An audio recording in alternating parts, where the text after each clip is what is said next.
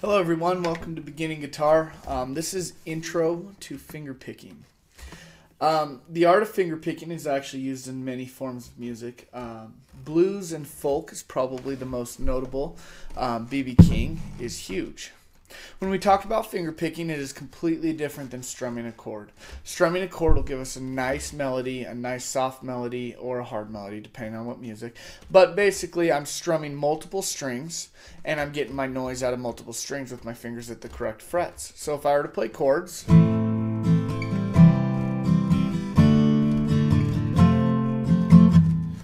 going to be able to get a nice song out of that. Well, the difference with finger picking is what I'm actually going to do is I'm going to pluck an individual string, or maybe two or three, with my fingers at frets to get a different sound out of it. But it's going to still give me, it can give me a nice melody, it could give me a solo, but basically this is what a finger picking example would be.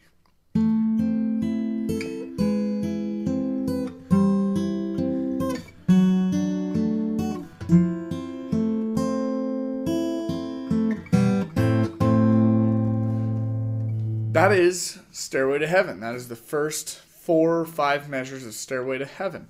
The difference between my first example, strumming, and that was I'm playing individual strings, not 4 to 6 at a time. When we talk about finger picking, the most important thing is obviously our picking hand and the fingers that are going to control which string. Our thumb is going to control the E, the A, and the D. Those are going to be called our bass strings. Those are the top 3 strings on the guitar. So you have your E, you have your A, and you have your D as we work down. So those are our bass strings. When we get to our index finger, or our first finger, that's going to be the G string, or the 3rd string. Our middle finger, which is our 2nd finger, is going to control the B string, which is our 2nd string.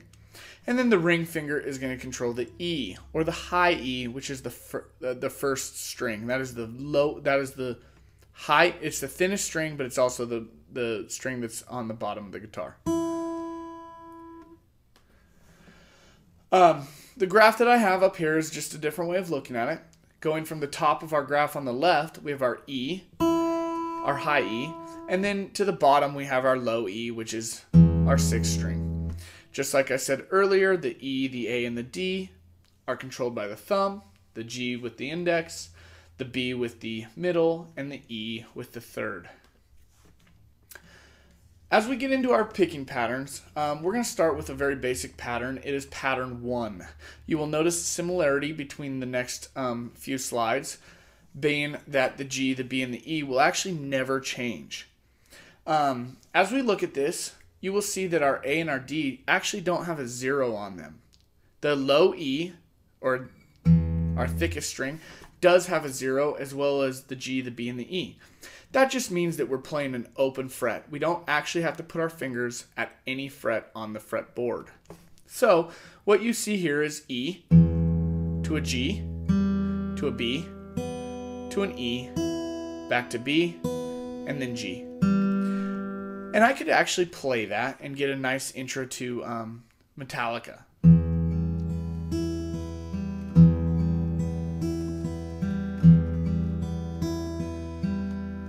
All the while, I'm not actually touching the A and the D because nothing is represented there.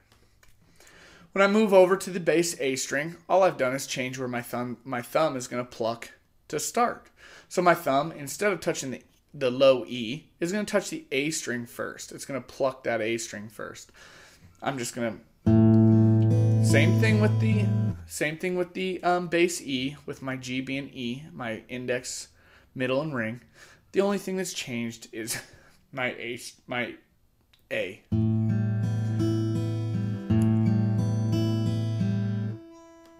And then once again with the D. The bass string D, all I'm doing is plucking the D before I pluck any other strings. You can see that my A and my E do not have a number on them, so they are not represented.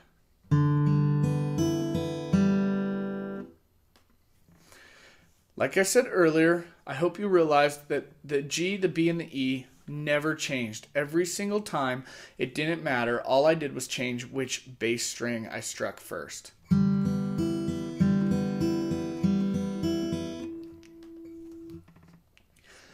We're now going to add chords to this.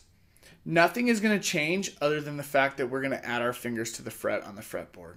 So, when I add my A minor, which is on the left-hand side of the screen, you will see that I have a finger at the first fret on the B and a finger at the second fret on the G. I do also have a finger at the second fret on the D, but once again, we don't want to play that string, so it's not represented on the tab.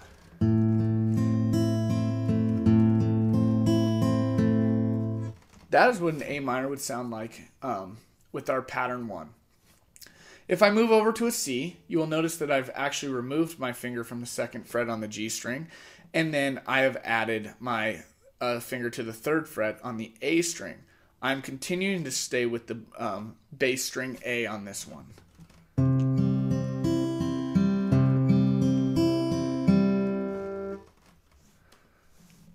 When we add an E chord, we actually have to go back up to the bass note, or the bass string E.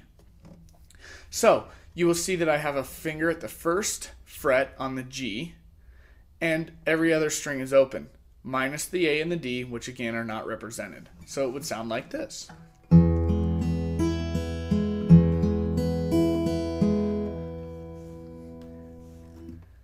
And the same thing with the D and the F.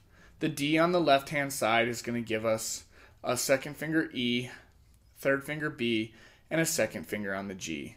We're going to keep our fingers right where they're at, and I'm going to pluck an open D to start my bass string D, which is actually going to give me a D chord, but I'm picking pattern 1.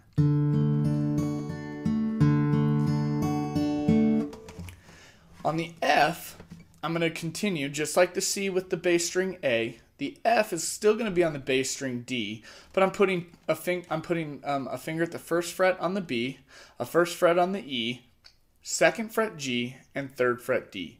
And it's just going to sound a little bit different. Just like that. Now, the reason that we've gone through this is there's a very basic song, and it's called House of the Rising Sun. If you look up on this, it gives you 4 lines. The first line is A minor, C, D, and F.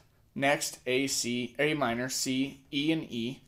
A minor, C, D, and F. And then the last line is A minor, E, A minor, E. This, you are going to play each chord once using the picking pattern that we have gone through. And then once you reach that bottom line and you've hit the very last E, and you've played that completely through, you would just repeat. So it is a repetitive song. But basically, House of the Rising Sun would sound something like this with the finger picking pattern 1.